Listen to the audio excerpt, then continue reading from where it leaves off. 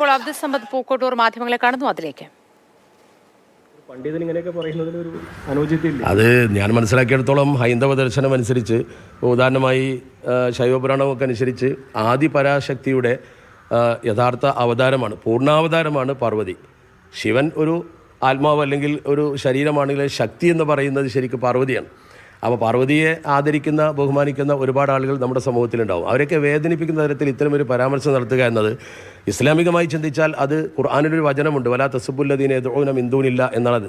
അതിൻ്റെ അർത്ഥം മറ്റുള്ളവർ ആരാധിക്കുന്ന ആരാധ്യ വസ്തുക്കളെ കുറ്റപ്പെടുത്താൻ പാടില്ല, ആക്ഷേപിക്കാൻ പാടില്ല.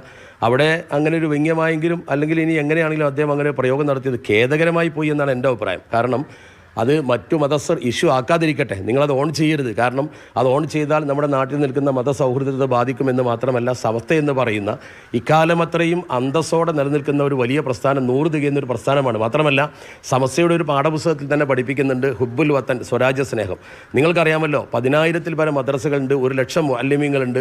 അതുപോലെ തന്നെ നിരവധി ദർസുകളും അതുപോലെ തന്നെ അറബി കോളേജുകളുമുണ്ട്. അവിടെയൊക്കെ പഠിപ്പിക്കുന്നത് ഇസ്ലാം മതമാണ്. ആ മതം പഠിപ്പിച്ചിട്ട് കേരളത്തിൽ ഒരു തരത്തിലുള്ള സാമുദായിക സൗഹാർദ്ദ തകർച്ചയും ഉണ്ടായിട്ടില്ല.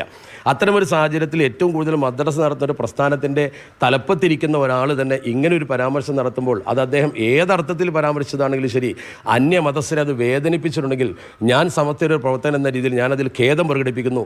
അദ്ദേഹത്തിന് വേണ്ടി ആ വിഷയത്തിൽ വേണമെങ്കിൽ ഖേദം പ്രകടിപ്പിക്കാൻ ഞാൻ തയ്യാറാണ്. കാരണം എന്നെക്കാൾ മുതിർന്ന നേതാവ് എന്ന രീതിയിൽ അദ്ദേഹത്തിൻ്റെ നാവിൽ നിന്ന് അങ്ങനെ ഒരു വാക്ക് വന്നിട്ടുണ്ടെങ്കിൽ, അത് അന്യമതസ്ഥരെ വേദനിപ്പിച്ചിട്ടുണ്ടെങ്കിൽ അവരോട് ഞാൻ ആ വിഷയത്തിൽ ഖേദം പ്രകടിപ്പിക്കുന്നു. ഒരിക്കലും അങ്ങനെ ചെയ്യാൻ പാടില്ല.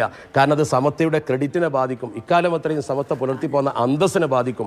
അന്യമതസ്ഥനെ ആക്ഷേപിക്കാൻ പാടില്ല. അവരുടെ ആരാധനാ വസ്തുക്കൾ എന്ന് പറയുമ്പോൾ പാർവതി എന്ന് പറയുന്ന മഹാശിവൻ. അബ്ദുൽ സമദ് പൂക്കോട്ടൂരാണ് മാധ്യമങ്ങളോട് സംസാരിച്ചത്. അന്യമതസ്ഥരെ വേദനിപ്പിക്കുന്ന രീതിയിൽ എന്തെങ്കിലും പരാമർശം ഉണ്ടായെങ്കിൽ അത് ഖേദകരമാണ് എന്നാണ് അദ്ദേഹം പങ്കുവച്ചത്.